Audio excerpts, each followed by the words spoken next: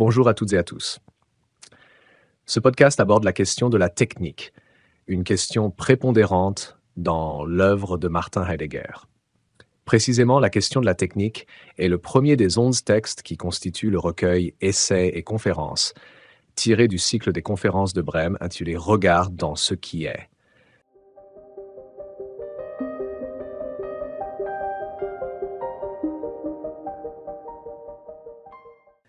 Notre époque est celle d'une technique omniprésente.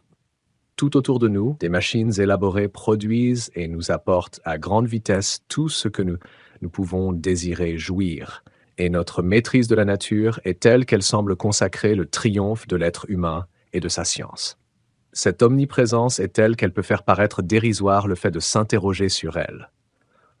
L'abondance technique la fait paraître évidente et nous fait oublier les mutations historiques qui nous conduisirent à elle. Remettre en question la technique, interroger son essence, c'est ce que propose Heidegger dans son article « La question de la technique ». La première distinction nécessaire à une remise en question de la technique est celle de la technique et de l'essence de la technique.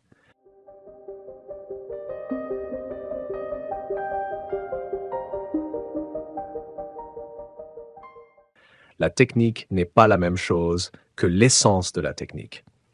Quand nous recherchons l'essence de l'arbre, nous devons comprendre que ce qui régit tout arbre en tant qu'arbre n'est pas lui-même un arbre qu'on puisse rencontrer parmi les autres arbres. L'essence de la technique, ce n'est pas ce que la technique est, mais c'est avant tout ce qui préside à son déploiement, fait qu'elle est telle. Ainsi, l'essence de la technique, ce n'est pas ce qu'est la technique, ce n'est pas simplement la production de moyens en vue de fin ou une activité de l'homme, ce que Heidegger appelle la conception instrumentale de la technique. Cette définition masque complètement la rupture entre l'essence de la technique ancienne, qui régit l'utilisation du moulin, et celle de la technique moderne, qui régit celle de la centrale électrique. La conception instrumentale est exacte, mais elle ne nous dévoile pas le vrai ou l'essence de la technique. Elle ne fait que projeter des présupposés sur la technique, sans rechercher la vérité du phénomène.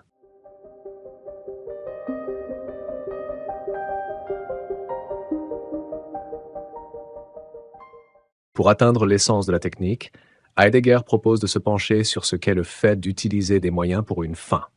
Il remonte ainsi à ce qui, dans la pensée occidentale, fonde la conception instrumentale, à savoir les 4 causes que l'on trouve chez Aristote. Cause motrice, ce qui suscite le changement. Cause matérielle, la matière changée. Cause formelle, la forme que prend la matière dans ce changement. Cause finale, ce qui motive ce changement. Pour Heidegger, cette conception s'enracine dans la production. En sculpture, la cause motrice est ainsi le sculpteur, la cause matérielle le marbre, la cause formelle la forme que le sculpteur fait prendre au marbre, et la cause finale le but qu'il s'est assigné, par exemple exposer sa statue au public.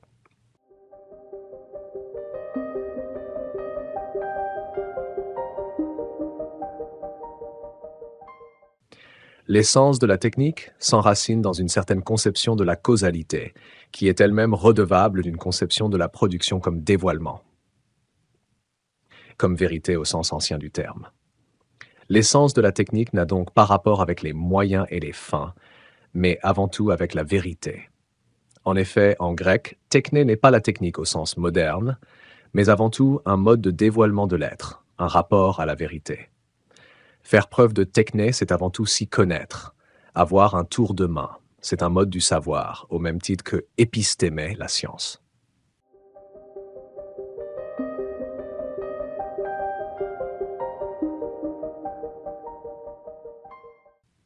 La technique moderne ne relève plus d'un dévoilement libre de l'être.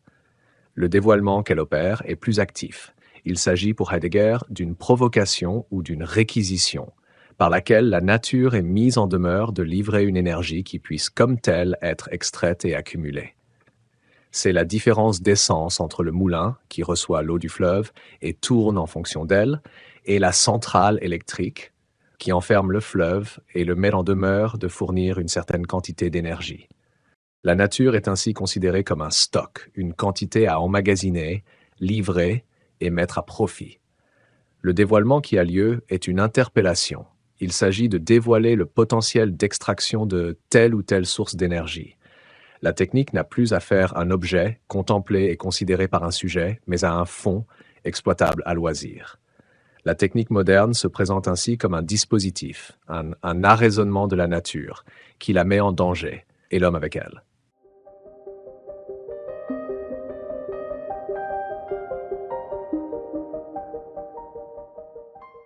Car c'est bien l'homme qui procède à un tel arraisonnement.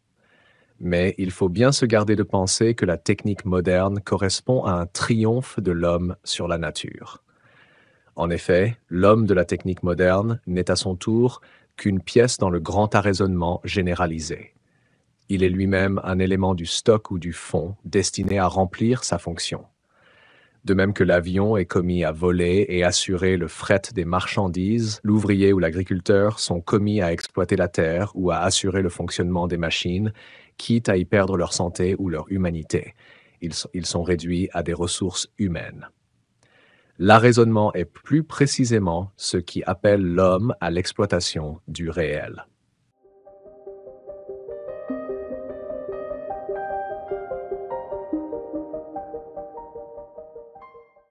Heidegger décrit ainsi le rapport entre la science et la technique. La physique moderne n'est pas une physique expérimentale, parce qu'elle applique à la nature des appareils pour l'interroger, mais inversement. C'est parce que la physique est déjà comme pure théorie, mais la nature en demeure de se montrer comme un complexe calculable et prévisible de force, que l'expérimentation est commise à l'interroger afin qu'on sache si et comment la nature ainsi mise en demeure répond à l'appel. Autrement dit, la mutation de la physique comme interpellation des phénomènes a entraîné la mutation de ses moyens expérimentaux et avec eux la technique entière. La mutation de la physique a ainsi entraîné celle de l'essence de la technique, sa manière de dévoiler les phénomènes, avant celle de la technique elle-même.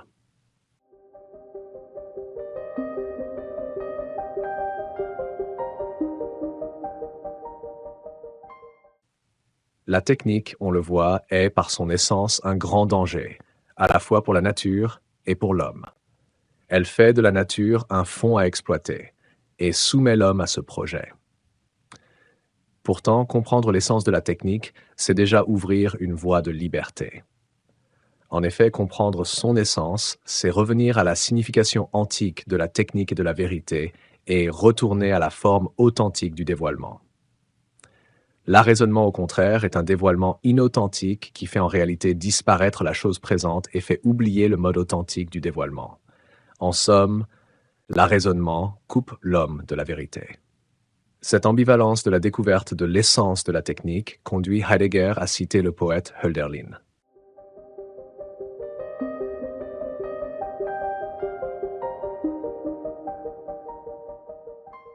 Pour éviter le danger, il est primordial de s'intéresser d'abord à l'essence de la technique et non à la technique elle-même, qui conduit à la fascination pour les instruments et à la soif illusoire de maîtrise de la nature.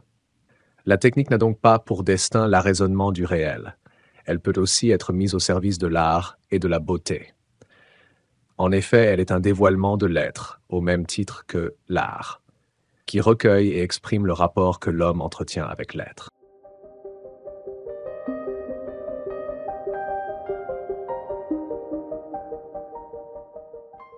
Mais comprenez bien, nous dit Heidegger, qui avance un peu plus dans son raisonnement, que si ce mode du dévoilement reste valable pour une technique artisanale, il ne s'accorde pas avec la technique moderne. Cette dernière trouve son essence dans la provocation de la nature et des forces qui la composent. La technique moderne interpelle la nature partout et à tout instant. L'air est requis pour sa production d'azote, le sol pour celle de minerais, ces minerais pour celle d'uranium et cet uranium pour celle d'énergie nucléaire. Mais ce n'est pas tout, car pour constituer l'essence de la technique moderne, cette mise en demeure de la nature doit se conjuguer avec une accumulation postérieure. Le moulin à vent peut-il être l'illustration de cette technique moderne, se demande l'auteur. Certainement pas, car même si les ailes du moulin requièrent le souffle du vent pour qu'ensuite s'actionnent les mécanismes permettant de moudre le grain, la mise en demeure de la nature reste ponctuelle et ne donnent jamais lieu à une quelconque accumulation. Prenons la liberté d'étendre l'exemple d'Heidegger aux éoliennes et demandons-nous si ces dernières peuvent constituer une illustration de la technique moderne. Oui, car l'existence des éoliennes comme source fiable d'énergie dans notre système productif repose essentiellement sur l'existence des batteries permettant d'accumuler l'électricité produite. Et c'est bien là que se trouve tout le génie d'Heidegger lorsqu'il nous livre dès le milieu du siècle l'acception de l'essence de la technique moderne.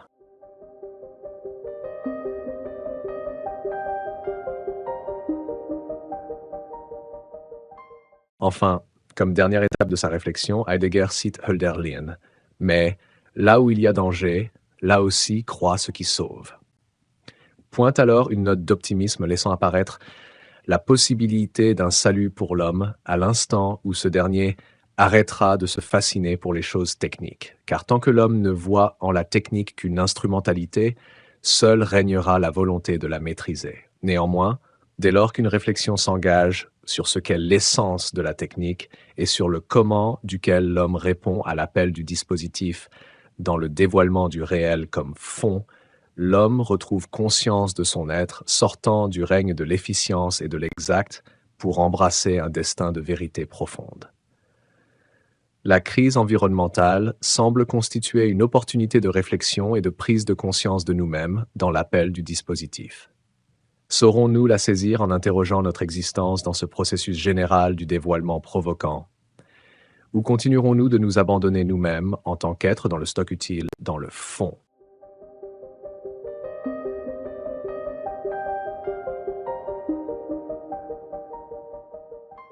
Si le dispositif met en demeure l'homme pour interpeller la nature, la question pertinente n'est pas de savoir quel est le rôle de l'homme dans ce dévoilement provoquant, mais de savoir dans quelle mesure nous prenons conscience de nous-mêmes agissant en son sein. Heidegger ne se pose pas en adversaire de la technique moderne, car selon lui, il n'y a rien de dangereux dans la technique à proprement parler. Il met en garde contre le danger extrême, celui par lequel l'homme abandonnerait son être au simple dévoilement du réel comme un stock disponible, utile et éphémère, ne se voyant plus lui-même que comme partie intégrante du fond. Le danger, nous le rencontrons tous les jours dans la discipline économique, et nous l'encourageons même lorsqu'à chaque fois dans les modèles, nous représentons l'homme comme un simple facteur de production aux côtés des machines, l'éloignant ainsi d'une vérité plus originelle. Demandons-nous ce qu'aurait pensé Heidegger de la crise environnementale dans le contexte de sa réflexion sur la technique. Il ne l'aurait sûrement pas interprété comme le danger, mais comme une manifestation du danger par lequel l'homme s'est ôté de son existence en tant qu'homme et n'est devenu plus que le commettant du réel en fond dans la frénésie du règne de la technique moderne.